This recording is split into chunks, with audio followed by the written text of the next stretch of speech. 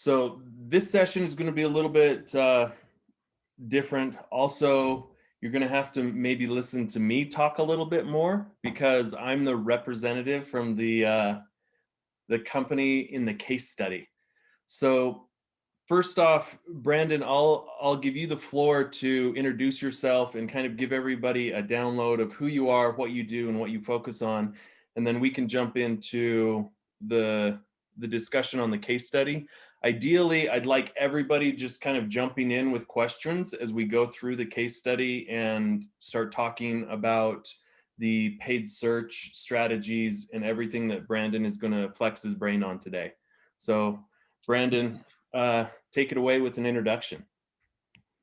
Yeah, thank you so much, Taylor. And to give you guys some context on this, Taylor and I talked last week, and we started talking about this company, and then we started really talking about this company, and then we realized, you know what, this is a good conversation. Let's just have this conversation on the, when we actually talk with everybody, because it's all good things to talk about. So we kind of intentionally came unprepared, if that makes sense, because we want to have that organic conversation with everybody about the different things that we can discover about this brand and how it might lend itself to paid search and paid social advertising. So I'm going to start with some basic stuff. I actually prepared this little presentation in between our last meeting and now, just based on what I'd seen about your company so far and some principles that I think are potentially important for everybody here. And just kind of a high level, what do you need to think about strategically when it comes to paid search and paid social advertising? And then we're going to jump into the specific case study. So I don't intend for the presentation to last very long. I intend for most of this to be, back and forth. And anyways, so let's jump into that if that's okay with everybody. The quick introduction about me. I am Brandon Bateman, as he said. I'm the CEO of Bateman Collective, which is a digital marketing company, and then also Lever 11, which is an ad tech company, specifically making digital marketing technology for paid search. I'm what I would call an expert in data-driven digital marketing. What I'm not saying here is I'm a complete fool at anything creative, and I'm really good with data. So everybody has their strengths and their weaknesses. Those are mine, and I'm happy that personally through Bateman Collective and Lever 11 to be involved in generating over $100 million in the past year through all kinds of different digital marketing activities. Starting out here, I'd love to just share a quick case study. If anybody was at the Midday Connect a while ago, when I made a presentation, I shared this as part of that. Now we have a couple more minutes, so I'd like to watch a little bit more. But just to share with you a case study of digital marketing and where things can go right and where things can go wrong. So some background to this case study here.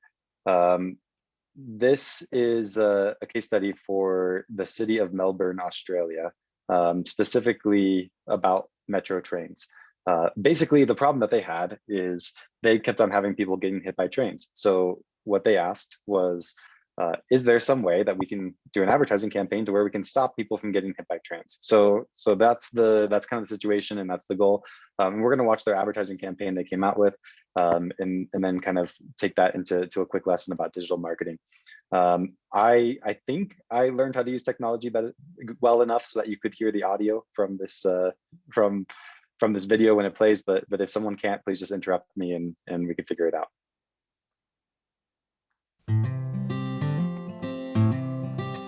Set fire to your hair, poke a stick at a grizzly bear, eat medicine that's out of date, use your private parts as piranha bait.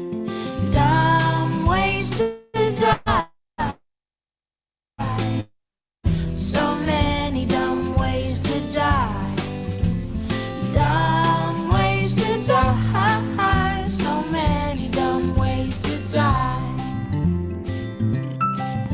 Get your toast out with a fork, do your own electrical work, teach yourself how to fly, eat a 2-week-old unrefrigerated pie. Dumb ways to die, so many dumb ways to die. Dumb ways to die, so many dumb ways to die. Invite a psycho killer inside, scratch a drug dealer's brand new ride, take your helmet off in outer space. Use a clothes dryer as a hiding place. Dumb ways to die. So many dumb ways to die. Dumb ways to die. So many dumb ways to die. Keep a rattlesnake as a pet. Sell both your kidneys on the internet. Eat a tube of super glue. I wonder, what's this red button do? Dumb ways to die. So many dumb ways to die. Dumb ways to die. So many dumb ways to die. Dress up like a moose during hunting season. Disturb a nest of wasps for no good reason. Stand on the edge of a train station platform. Drive around the boom gates at a level crossing. Run across the tracks between the platforms. They may not rhyme, but they're quite possibly the dumbest ways to die. The dumbest ways to die. The dumbest ways to die.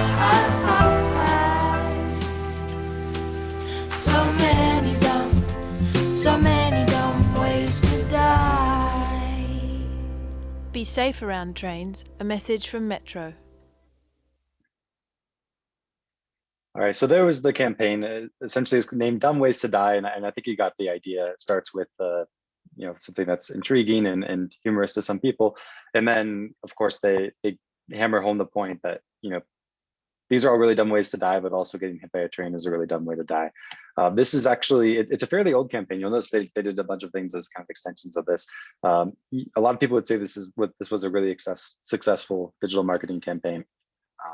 This campaign drove about over 150 million views on that video, about 46% awareness in the target audience. So they tested amongst people in Melbourne, and not all these views were from India or something. These are all people, or many of the people in the local area knew about this video and could recall it.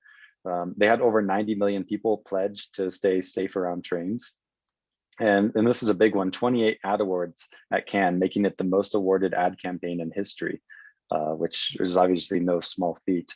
And more than $60 million worth of earned media. And basically how this is measured is all the different views that it gets on all the different platforms. If you were to buy those with paid ads, what would it cost? I'm sure there was some paid advertising behind things too, but basically this went so viral that it created this wave to where they ended up getting a lot of media that would have cost a lot of money had they purchased it. Well, this last metric is the one that's most intriguing. A 13% increase in people hit by trains in the time after this video was released versus the time before it was released. So obviously we can see here that this campaign, while it impressed advertisers, while it impressed people, while it had lots of virality, and many people in the industry would call it a great campaign, it did not achieve the end goal that it had in mind. And basically my point with you with this is that you, as a startup, as a smaller company, you can't afford to not accomplish your end goal of the revenue that you're trying to accomplish.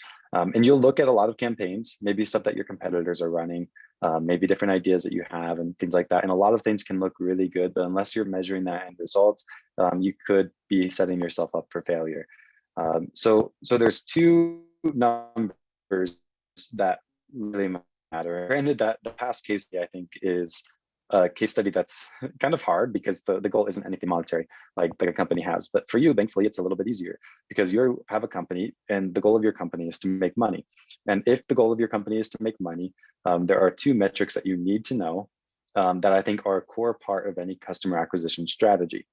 Because these two metrics basically determine, is your company successful or is your company not successful? The first metric is customer acquisition cost. I know that Chase, when he mentioned it before, called it CPA. That's also a normal way to say it. Basically, it's what does it cost to get one new customer in the door? This is somewhat simple, but a lot of people don't focus on this number like they should. A lot of people think of it like, I'm going to spend this mass amount of money and then I'm just going to get lots of customers. But how that really happens is on a marginal basis. You spend money, that money is used reaching people.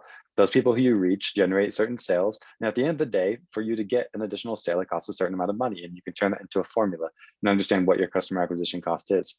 Now, this is something that's really hard to predict before you actually do it, but it is an essential part of any strategy for customer acquisition. The second thing is a customer acquisition value.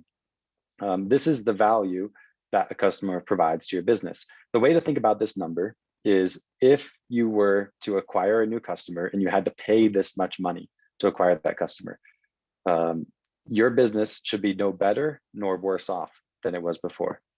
How you could understand you might be calculating this wrong if, for example, you pay to acquire that customer for this dollar amount, and after that, your business is still better off than it was before for some reason or another. In my mind, that's not the customer acquisition value. On the other hand, if you pay to acquire that customer and your business is worse off than it was before you paid to acquire that customer, that's also what I would call not true customer acquisition value. Something in that formula is wrong. There's a common metric floating out there called customer lifetime value, which I'd say is really similar to this, but there's an important distinction that I want to share here, because a couple people shared information about their business this morning that I think lends them to thinking about this a little bit of a different way. Customer acquisition value, by the way, is a metric I made up. I'm not even sure this is recognized in the industry.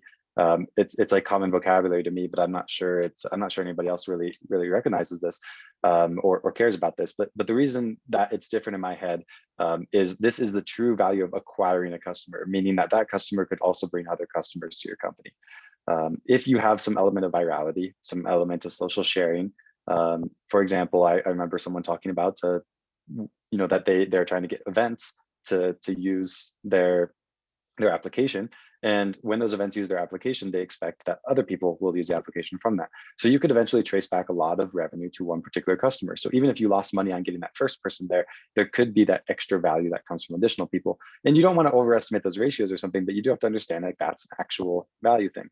If you're producing music, one person who buys your t-shirt is maybe worth something, but when you really track it down, music has a viral component. People share music with their friends.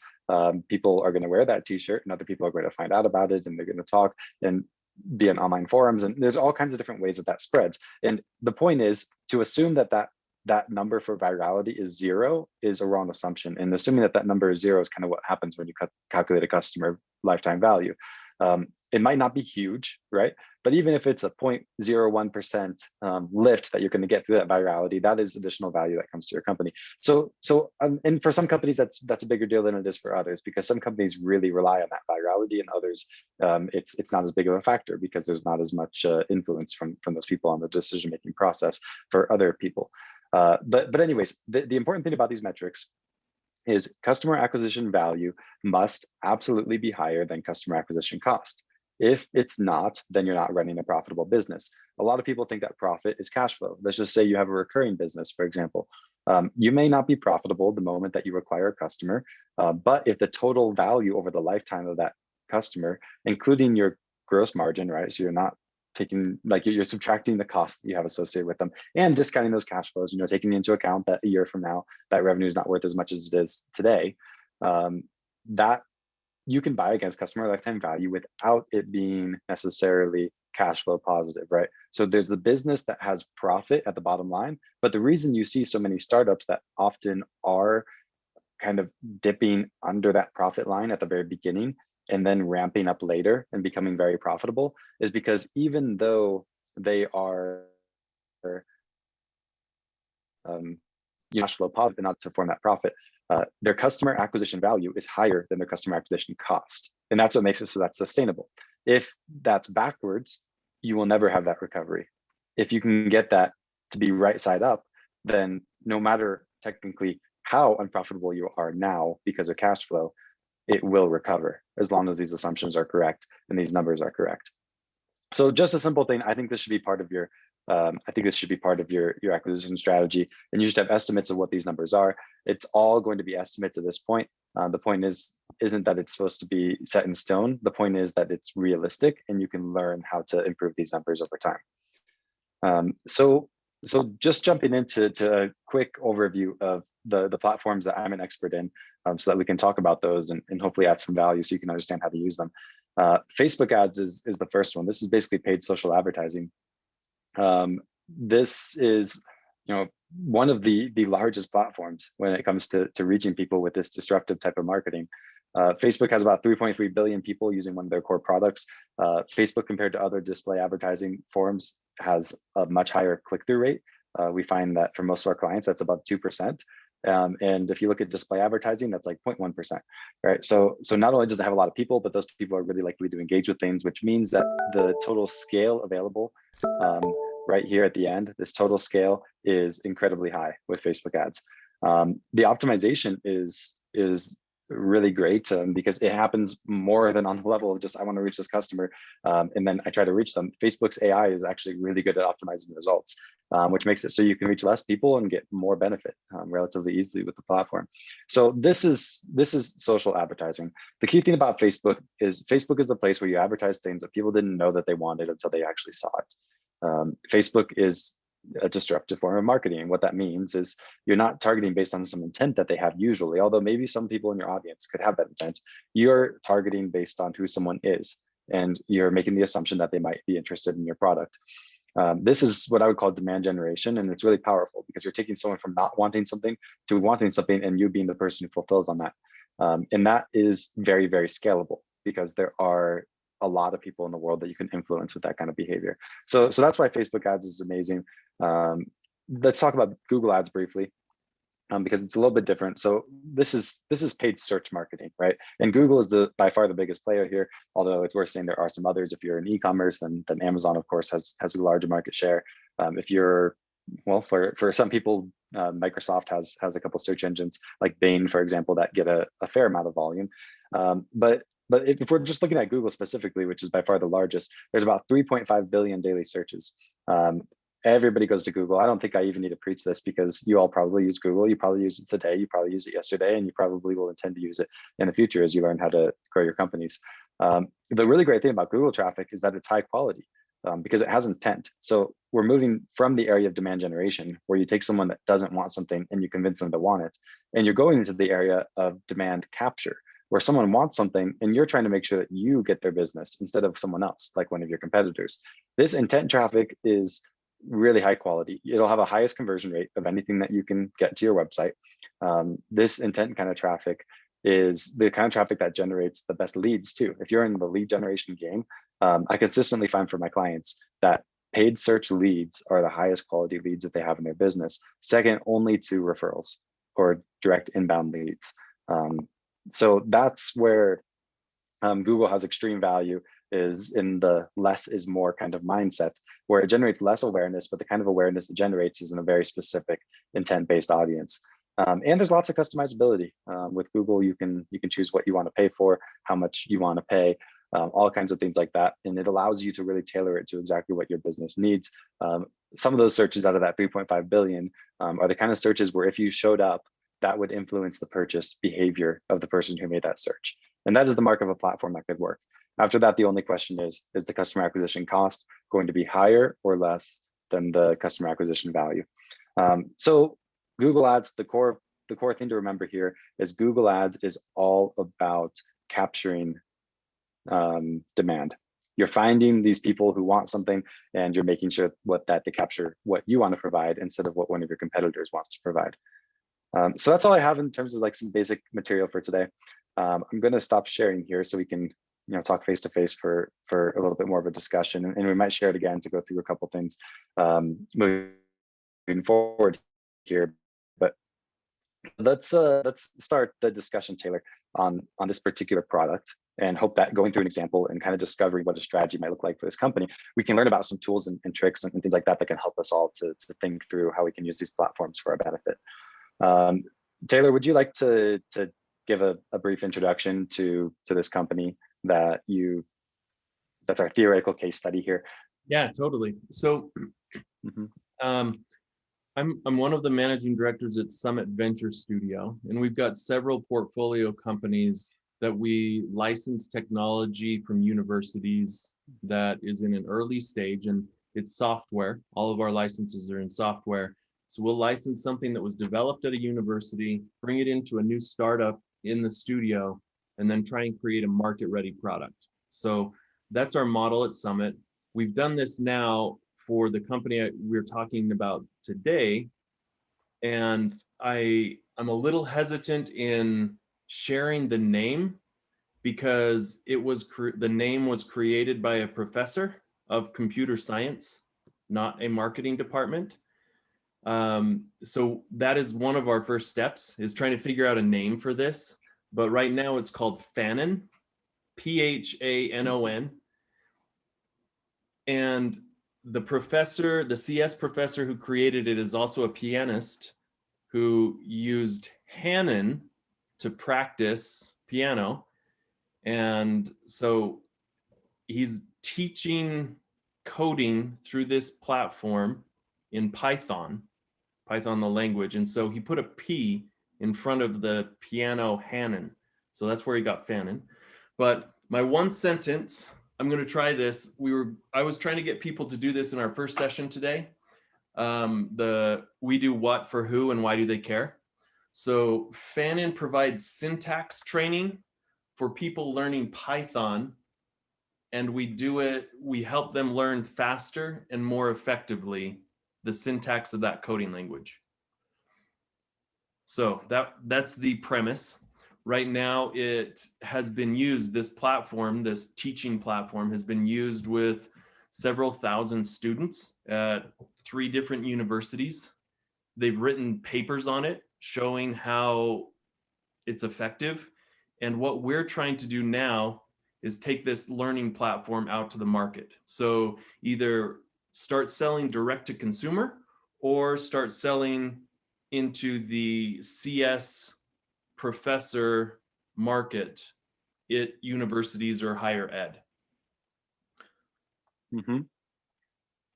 Thanks for the, I'm sorry, go ahead. That was my elevator pitch. Yeah, awesome. I love that. So if I'm understanding this right, this is a platform where the whole goal is to teach Python faster. And you would say compared when it comes to syntax specifically, compared to other courses, people are basically going to know it better by the end of this course because you have a unique way of teaching it and you have a lot of evidence to support that that's better in terms of a way to learn. Is that right? Yes. Got it. Okay, and I know that one of the things that we talked about here, so we have 2 models, right? We have a B2B and a B2C model. I can tell you B2B, one of the advantages of going that way when you're starting your company is you can kind of hustle your way into B2B. It's kind of hard to hustle your way into B2C, right? Because with B2B, there could be a couple key people to know, and those kinds of, those people can drive outcomes. So for a lot of startups, B2B can be a good place to start because you have this ability to generate business based on your time and not with a gigantic marketing budget, right? So we talked, Taylor, about some of the pros and cons here to go in the B2B route. What's your thought on B2B versus B2C for this company at the start? So initially, it feels like, and again, I don't know yet, but it feels like going B2C could allow us to capture some users more quickly, because the sales cycle on the B2B side at universities is based on semesters and is notoriously long to sell into that B. I mean, some people call it B to I instead of B2B because it's B to institution, but it's a long sales cycle there. So I had initially thought, well, could we do some paid ads, get people who are searching to learn Python online to come through this course, and try and get some information about those customers and about those users more quickly than trying to sell to a professor who is then going to use it in the course the next semester. Am I answering the question? Yeah, you are. And I think that's where, like, we just want to analyze the trade-offs of going to institutions versus going direct to consumer. I'd be willing to bet that your margin going direct to consumer is going to be lower by the time that you pay acquisition costs for customers. The real advantage is that you get that more immediate feedback, right? You're not dealing with a super long sales cycle. Going direct to consumer, you're also going to have this advantage of learning a little bit quicker, right? You can kind of innovate the platform. And it's worth saying that a lot of companies that have a strong B2B arm also have a strong B2C arm because that supports their B2B side, right? Meaning that some of those people that you reach with your advertisements might happen to be people who are at universities or they're professors there, or might have students who then tell the professor about it, or decision-making power in some capacity or another, right? Because the really great thing about social ads, specifically that I'm thinking about for this, is for every person you reach that is going to take a conversion action, there's a lot of other people you reach who aren't. So if you can at least, like, for example, break even on those people that you're reaching who are going to take those actions, you're also simultaneously generating a lot of awareness with those other people, which can drive your outcomes in other ways. So anyways, it's I think that there could be value either way. I would say that there's definitely a strong case for going B2B at the beginning here. But for B2B, it is going to be less of an advertising effort, I believe. I think to do an advertising effort specifically for B2B, you'd have some options, right? Like there could be some really niche keywords that you're targeting in paid searches. By the way, you could do as part of your main main strategy. There might be some, fairly niche targeting that you can do. But anytime you're targeting this really, really narrow group of people, like for example, decision makers at universities, it gets really tough. And that's where the B2C side could be a lot easier when it comes to paid advertising. And usually for those kinds of B2B initiatives, you have a sales force that is cold calling and directly contacting these people and stuff like that, right? It's a little bit more of a direct connection. On the B2C side, of course, you can't afford to have someone calling people to sell this course because you'll never make money that way, right? It's going to be a much lower touch, most likely sold online, unless it's a super high ticket course. Do you have an idea of what your price point would be in that kind of situation? For the B2B? For the B2C part. Oh, B2C, I don't. I'm thinking that like $30 for the course is what we would charge on the students at the B2B side. So $30 for the semester. So I would just use that as a potential. However, like you said, if I wanted to just break even, we could probably go lower than that to get them in. I mean, it's not going to cost us a lot to have one additional person take the course. And so we could do it at a steep discount initially to get a lot of users in, but I don't know if that's the right approach either. Yeah, a lot of it could be strategic, like why do you need a lot of users? I can tell you because the overall logic tends to be, if we're going to have a lower price gets us more users. You could flip that on its head a little bit though, because I have seen different experiences with some of my clients in the sense that sometimes a lower price isn't going to get you more users, because maybe having a $20 course where you can afford to pay $20 to acquire a customer, you would be able to do more volume if you could instead afford to pay $100 to acquire a customer and had a $100 course. So the question is, you can reach at that point 5 times as many people. Are you going to get 1/5 the conversion that you would at a $20 course or not? And that's kind of the way to think about it when it comes to volume, because sometimes more price also allows for more acquisition cost within what you need from a cash flow perspective. And we don't know where this is, right? Maybe it's going to cost you $1,000 to acquire someone with a $10 course, and that's just going to be really sad, right? I sure hope that wouldn't be the case, right? But the point is, with all digital marketing, as you scale, as you want to spend more money, what you're going to see happen is you get diminishing returns for each dollar that you spend.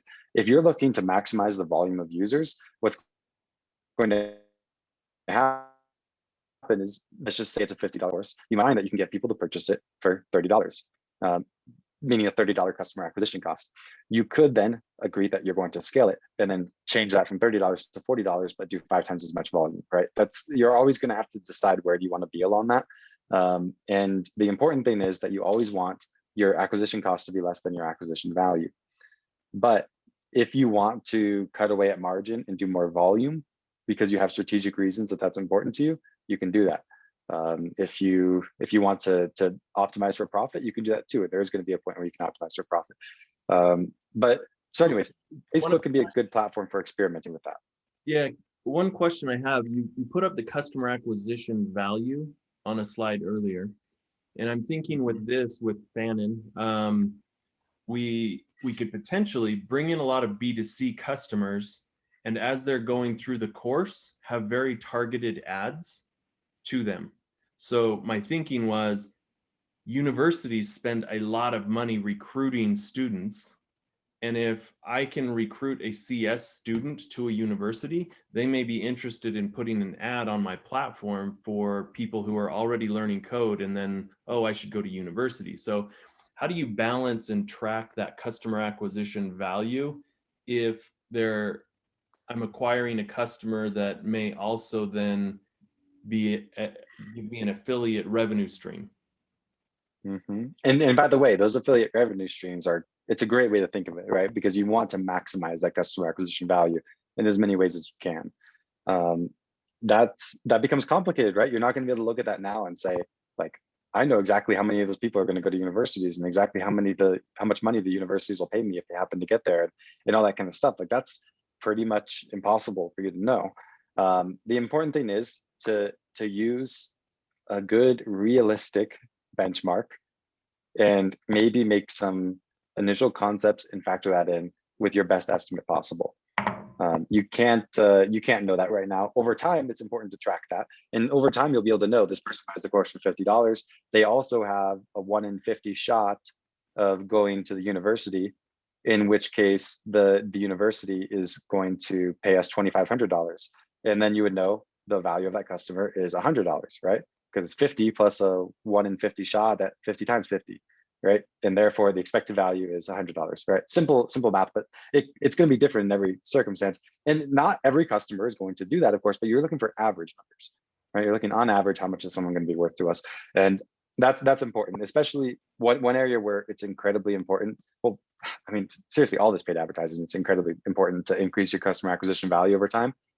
Because you're competing with other companies to acquire these customers.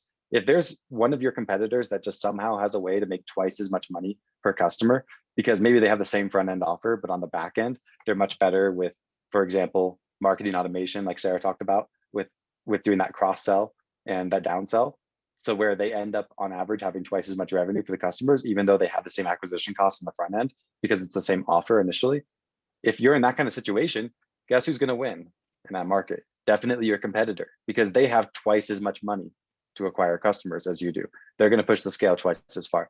So you do have to have a competitive business model for sure. And if you're not the company where that click is the most valuable, bidding on that click is going to be a really tough situation for you. Yeah, that's good. I need to start thinking about what the products that could be a cross sell and down sell would be.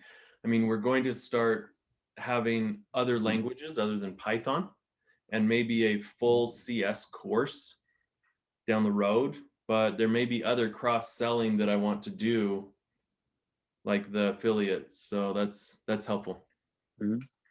That's monetization for sure. And there's all kinds of methodologies around it. The one that I like is ARM. You could think of it like an arm of a lever, right? It stands for acquisition, retention, monetization. And these are the kind of strategies that can increase your customer lifetime value. As that arm of the lever gets longer and longer, you have more leverage when it comes to acquiring customers. So that's kind of how the analogy works. The first step: acquisition, retention, monetization. So to just go over those briefly, acquisition would be your lever in increasing your lifetime value would be, for example, on one level, acquiring the right kind of customers. Can you change your acquisition strategy so you acquire the kind of customers that tend to spend more money with you in the long term, right? You can analyze different kinds of customers, how that affects over time. Maybe they can look similar in the short term, but they're going to be different in the long term. The second one being retention. This applies to a lot of subscription-based things. For example, anything that you can do to increase your retention rate, or in other words, decrease your churn, is going to be valuable. Or retention could also mean like additional sales, things like that. This could be cross-selling.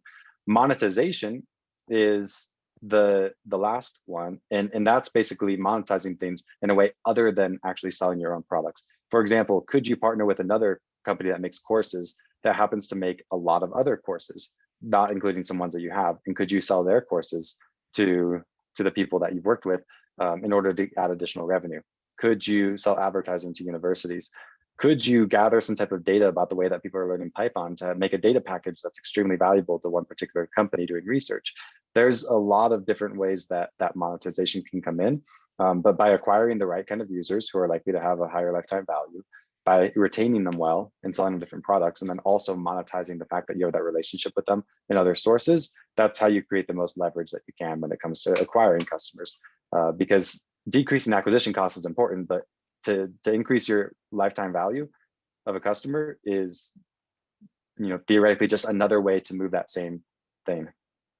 That's awesome. Brandon, I've told you this before, but it's just a joy to me to listen to people in their element talking about what they're an expert at.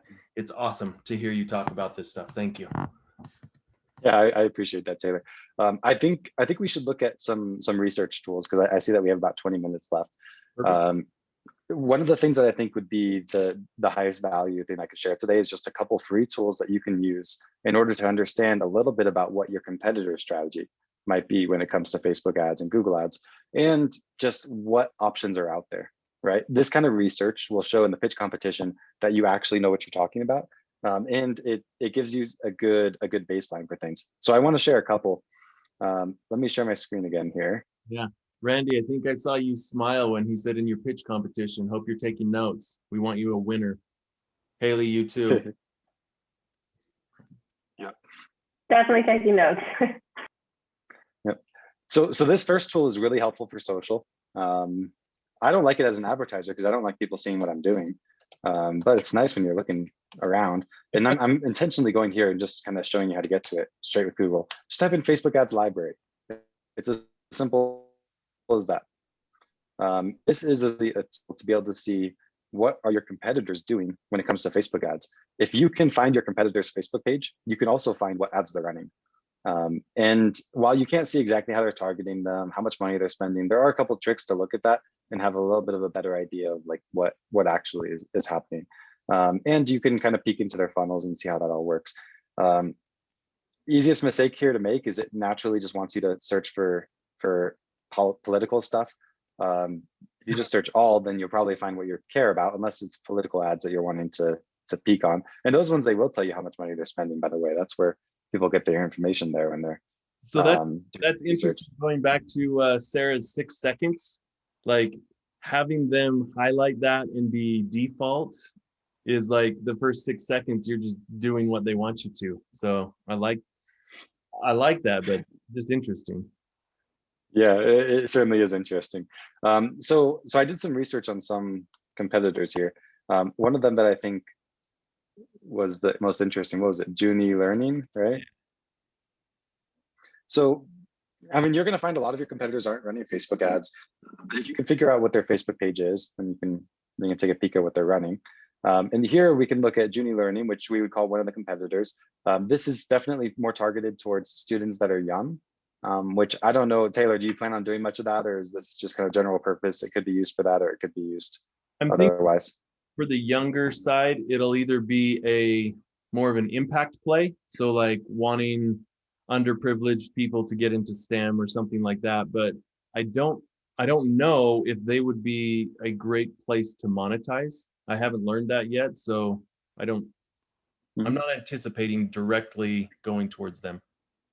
Yep. And it's important to realize also that anytime that we're looking at competitor strategies, we don't want to copy them, right? But it can be helpful to know, like, this is what they're doing, and hopefully get a hint for how well is that working for them. Because then we can use that kind of information to help us understand, maybe in the ways that we uniquely differ from them, how could we take that strategy and make that especially for us in a way that might help. So this is, yeah, like I said, incredible information here. You can see all the ads, right? One trick here with the ads. Like these are the ads that they're paying for on Facebook. Is that right? Mm-hmm. Yep. So when you just go to someone's page, what you're going to see is just their Facebook posts. These are the actual ads, right? So they're putting dollars behind these to show these to additional people. So if you're doing any research for Facebook ads, this is a great place to start, because it's a way different experience when it comes to like actually running paid advertising versus organic, because you do need to be a lot more purpose focused. So you can see obviously like what they're running here. The one thing that you can do is click on the ad,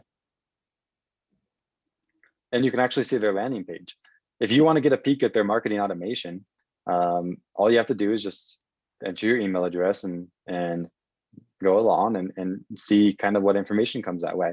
I know some companies will just make a special Gmail just for this, so you can kind of see what comes through. But this gives you an idea of what their funnel looks like. By the way, I don't think this is a really good funnel, because they're basically saying, hey, we have all these coding classes and stuff, future engineer, blah, blah, blah. And then I click on that and I go here and I think, well, this isn't relevant. One of the most important things is you want to make sure that your landing page is very, very clearly connected to your ad.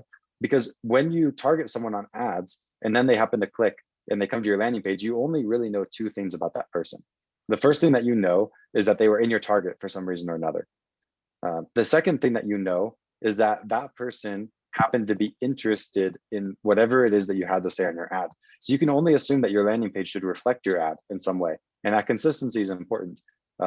So I think this is a really wacky funnel, the way that they have it going to here. But anyways, you can see what their funnel is at least. It's strange just clicking on the ad and the first thing they do is say, what's your email, rather than what Sarah was talking about. How can I make you the hero? You know, like that's disjointed, it seems. I'm just looking at the chat here also, Brandon, seeing some good reactions from Haley and Shane. This is cool stuff, man. Thanks for doing this. Yeah, absolutely. So a couple of tricks with this. It'll tell you when these ads launched, ads that happen to be active now. And you can look at, for example, like active ads and stuff like but one important thing here is to look at when they launched, right? Because one thing that you'll often be able to do is look at, like, if I looked here and I saw one of these ads was launched in September of 2020, and I see that the ad is still running today, that tells me that as long as this is a rational company, what's really likely is that that ad is actually working for them. Versus I look here and I see that these were launched March 23rd. I mean, what date is it? It's March 23rd, right? So do I have any reason to believe that these ads are actually working for them? No. Did they still probably put a lot of work into making sure that these are like actually likely to work? Maybe, and there can be a little bit of learning from that. But I definitely put a lot more stock into ads that have been running for a long time versus ads that have been running for a short time. We can see here with all of their active ads, the earliest they ran was March 12th, right? So this is relatively new, is basically how I'd say this. So I don't think you could look at their creative and say, this is definitely something similar to this could definitely work for us. But it does paint a little bit of a picture of, you know, what are they thinking? What is their strategic idea? And by the way, if you're ever looking for a discount, this is where you often find it. So if you have any company you want to buy something from, check out the ad library and see what discounts they're only advertising to their remarketing lists. That is just a random little random note. So we'll look at one more here. A pretty common one here would be Udemy. Oh, okay. Yeah, let's try Udemy. I was going to do Code Academy, but I didn't see anything there when I looked at it before. So look at Udemy, and we'll see that they're running, you know, a lot more. So a lot more ads. Up at the top, it said something like spending $11,000. Like, is that what they're spending on ads per 7 days? It looks like. So this is total spent on ads about social issues, election, or politics. So if you happen to run an ad about politics, you have to disclose to Facebook how much money, or you have to disclose, Facebook knows, of course, but you have to disclose to the world how much money you spent on that. Whereas you spend any money on anything other than politics, you don't have to disclose to anybody how much money you spent on that. So they've spent $11,000 on political ads. Now, I don't think that they were, I mean, I could be wrong. I don't think that they were advertising politically in the past from this page. It's probably just that some stuff got looped into political, because they said like one time I made an ad that said, like, I can't remember what it says, something trumps something else, right? And it was a political ad because it had the word Trump in it. And it's like, that wasn't the intention, you know, by any means, but you can get flagged for that kind of thing from Facebook. So I'd be curious to know where this number came from. But it shows that that's probably a small fraction of what they actually spent. Gotcha. So here we can see that they're advertising for a lot of different courses and stuff like that. You can scroll all the way to the bottom and go back to stuff that's been running for a long time, and you can assume that either they're not actually measuring it or it's working fairly well. So here we could see, for example, here's the stock market investment course. It's been running for a long time. We could look at their landing page and get some good ideas around like what could a landing page look like, right? Here's an example of this. We could assume that Udemy has put some work into making sure that their landing pages actually convert, into making sure that they actually produce something. So that, I mean, that would be my assumption, right? But of course, that doesn't mean that it definitely works. But this is a good way for you to understand kind of what are other people doing, and of course you can investigate their funnel. That one shows 133,000 students, so you can see that is converting, right? Well, we don't know that those came from this Facebook ad, right? All we know is that it has 133,000 students. But yeah, if we knew that Udemy, all they do is Facebook ads, then yeah, we would have good reason to believe that works. But I know that they do a lot of other things too. So there's no reason that. I was thinking, like, do you think then the Facebook ad, this page that we're on right now or seeing, is specific to that Facebook ad? Or I was just thinking that this content would be their one landing page for this one course. Is that a poor way of thinking? It seems at this point that that's unlikely, just because of how many students they have here, and just looking at the slug in the URL /course/investing in stocks. It seems like it's not just a landing page, especially because it's like you can see the header and everything here. So it would be my assumption that this is just their normal page on their website. Although I think if they made a landing page specifically for their Facebook ads, they would probably also still advertise that they had 130,000 students.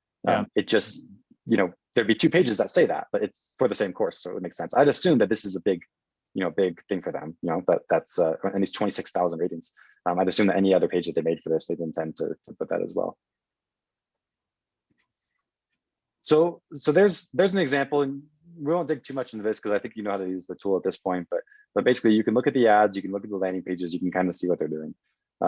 One other thing that I wanted to teach you about real quick, in case you have a search-driven product, which this one could be, by the way, Taylor, is Google's Keyword Planner.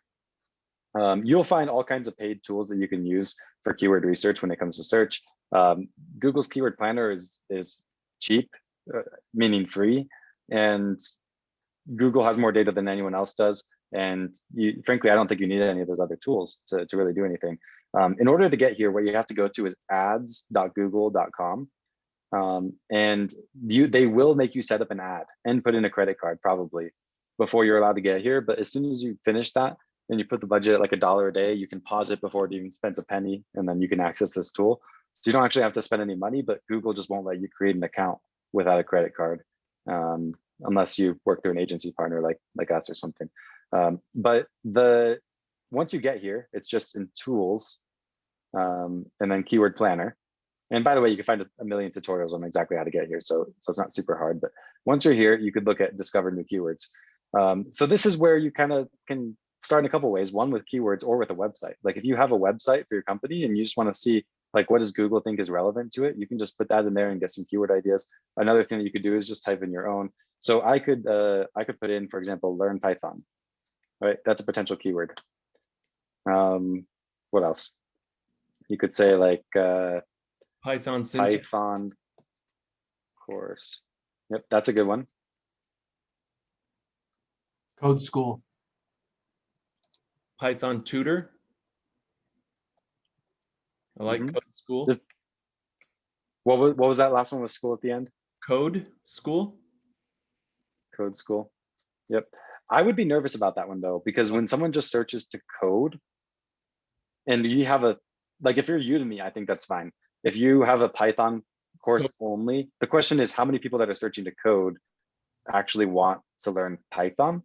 And is someone else who has a bunch of coding courses where you only have a Python course, are they going to beat you in that search query, right? Are they going to be able to monetize those searches better? And I would guess that because someone else is more relevant to that term than you are, I'd be nervous about anything that revolves around code school. Code Python? Like you're making two words, like you have to be specific with the number of words, right? Like we couldn't just do like Python star anything or whatever. Well, this is just getting ideas. So really just want to think of a couple things. I would stick to things mostly if you can that have any type of purchase intention, right? Like this one has the intention to learn Python. This person is looking for a course, right? That shows intention to purchase something. Python syntax, I'd say isn't as much like that. Python tutor is a little bit more like that. So if we just put like Python code, like that could be someone like a kid in school writing a research paper about what Python is or something. So not that you can't do those things, right? Everything has its own value. But there's we want to be a little bit conscious of those things. Those are just some things to consider. So that's Um, awesome, Brandon. Like, that's a nugget for me in this is saying use words that are intentional for what you want people to do rather than just in general. Like being that intentional is a super helpful tip for me. Yep. And it's not like other things don't have value. I mean, here's the thing with paid search is it's everything according to its value. If you just had people searching the word Python, that could be a good keyword for you. You just couldn't overpay for it. You know, maybe for that one, you'd have to spend very, very little per click compared to someone searching for a Python course. It's probably going to be someone who's much higher value for you because if you get that click, they're much more likely to convert. So those are the things that you want to consider. Is just what is the intention of someone searching this, and you want to bid according to that. But we could just look for this and then get some ideas here. So here's those 4 that we specifically typed in. And by the way, these were all 2 words. You can have them however many words you want. And then here's some keyword ideas. Right. So I don't know what this is. I don't know if this is like a competitor or something like that. Yeah. Python class, of course, is another way. Gotcha. And Python certification. these keywords are generated by Google's amazingness. Yeah, here's the thing. If anybody understands, if someone searches, they're probably listed in that. It's Google. Google really, really understands that. That's the whole game, is giving relevant search queries or giving relevant, search engine results, page results for a particular query.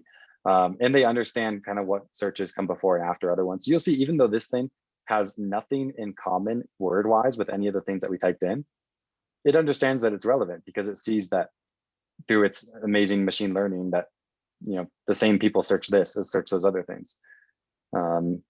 So it just knows, right? Google's really smart. So here's tons of ideas, right? In this, when I say tons, I mean tons, like over 3,000. So there's a lot of ideas here. One thing that you can do to filter this down real quick, if you're looking to do some basic research, is you could do average monthly searches is greater than, say, 500. Right? So we could take that thousands and thousands to about 100 keywords.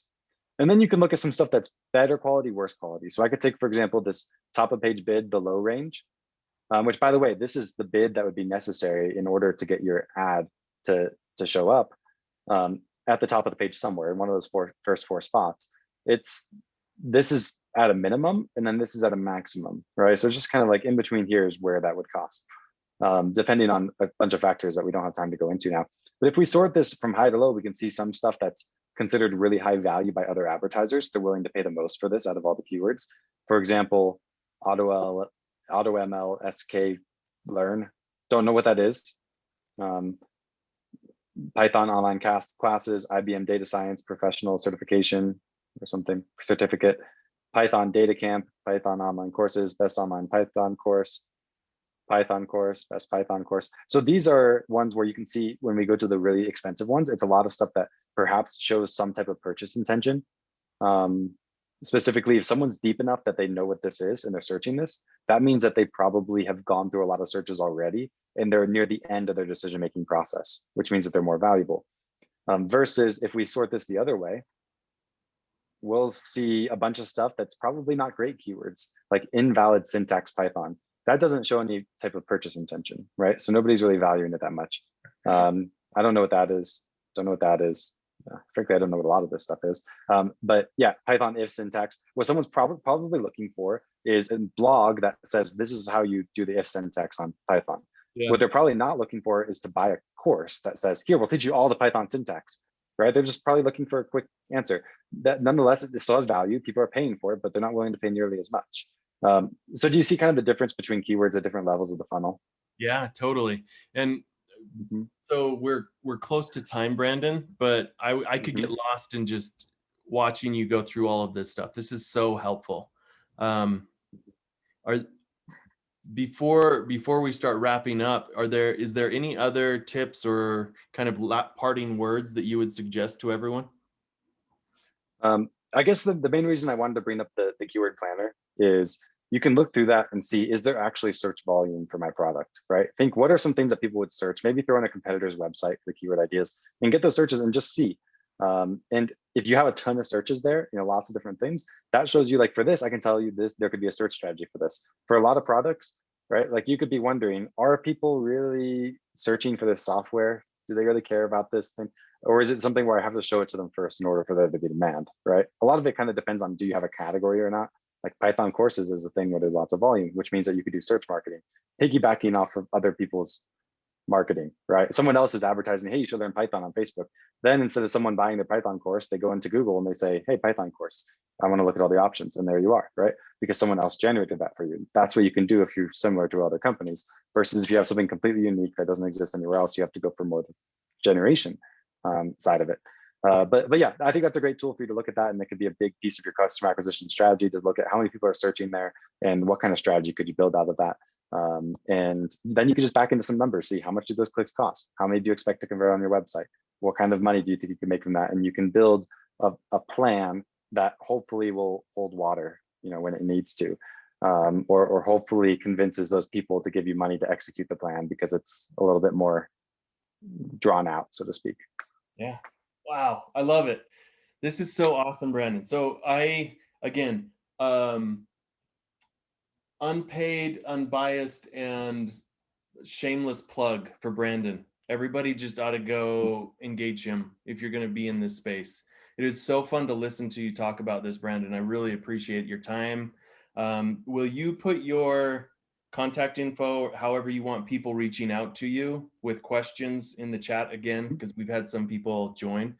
But yeah, I would encourage everybody to reach out to Brandon if you've got more questions about this stuff. This is super helpful. Thank you so much, Brandon. No, absolutely. Thank you, Taylor. And I just threw my email address in the chat here, if anybody has any questions or anything.